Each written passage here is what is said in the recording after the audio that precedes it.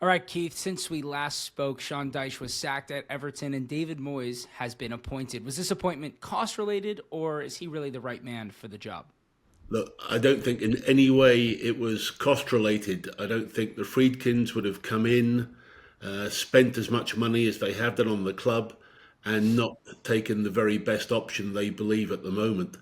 The whole thing unfolded very quickly last week. Apparently, on the Monday, there was a meeting, and Dyche had told the Friedkins that he thought he had taken the club as far as he could do. They were surprised because apparently at that meeting they'd come there to support him and to actually improve the squad and freshen things up. So it was a bit of a shock, and they took that basically as a sign of almost a resignation or a quasi resignation. And so anyway, there was discussions, and then by apparently on the Wednesday it had been resolved in terms of the actual payouts, which by reports were not the full amount that was due to Sean Dyche. So he may have played his cards wrong in that whole meeting on the Monday.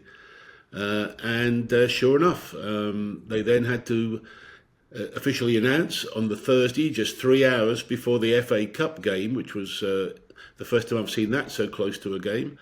And Leighton Baines and Seamus Colburn took over the management position on the touchline. And then discussions were started with David Moyes, and he was officially announced just Sunday, Monday. So, look, it's moved very quickly. It's in no way cost related, though. I believe that the Friedkins have decided that if there isn't going to be stability with Sean Dyche, what is the best chance to get stability and to succeed? And there is only one goal this year: is to stay up, and that's all the planning and the future scheming will be done towards the summer or once we've got safety. But there's no doubt they're not going to risk this investment. And David Moyes was seen as the very best option, not just available, but the best option to keep them up. And so here we are in a new era, back to the future. And what are the expectations with David Moyes in charge? Not just this season, obviously, you mentioned staying up, but moving forward for Everton under David Moyes. Well, I watched his press conference yesterday, his first press conference on this time round, and it's clear that he wants to be back where we were back in the time when I worked with him, challenging for those European spots. And I think that's what Everton would expect with the new stadium and with the new increased revenues, and getting that whole club united again as we were back in those days of success. And that will take. David's got a great leadership ability, and we will do that. Unite the club both in the players on the football side, in the offices, at the Liver building, and it's all about getting Everton back to challenging in that position. And who knows? It's then about having every season or so you're going to be challenging for trophies in some way or another. That's where Everton should be. That's where they have been. Historically, they've been ahead of that, and so at least we've got to get to back to that as a first step.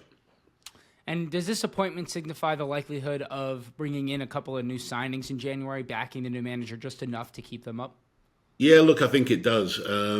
I know that the PSR numbers, as far as I can see, when I did some calculations, we looked at something about maybe 15 million of headroom in PSR.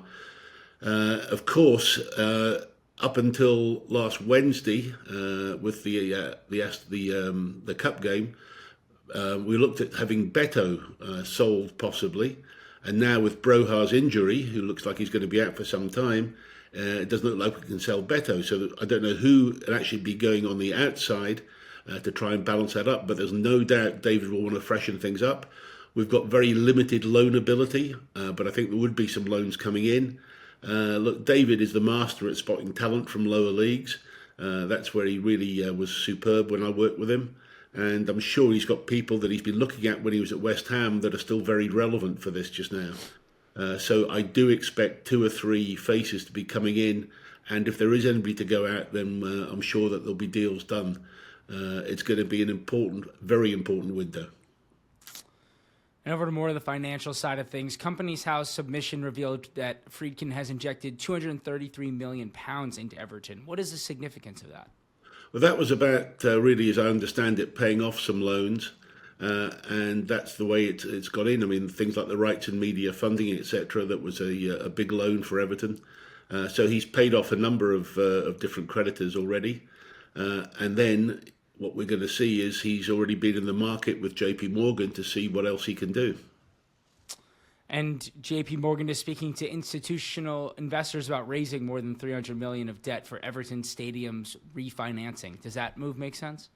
Yes, so look, it's very good that thanks to Friedkin's sort of credit record, if you like, and his standing in the market, that we can then take the other debt that we do have and then spread it out over a longer period of time at a much lower interest rate. So, whereas we were paying quite high interest rates before, it makes ultimate sense to do this, and the club's now on a very, very secure financial footing. With the new revenue streams coming in from the stadium next year, we're going to see some serious leeway and headroom available to try and get this right. We can't make any missteps this time. Everton have spent money in the last few years under Mashiri, and it's all been wasted and it's all gone wrong. So this is the chance we've got to get going. But I'm pleased to see, with Friedkin as owners and with Moyes there, who understands not only the club but also how to build things properly without having to lash money at things, I think I'm much happier than I would have been before.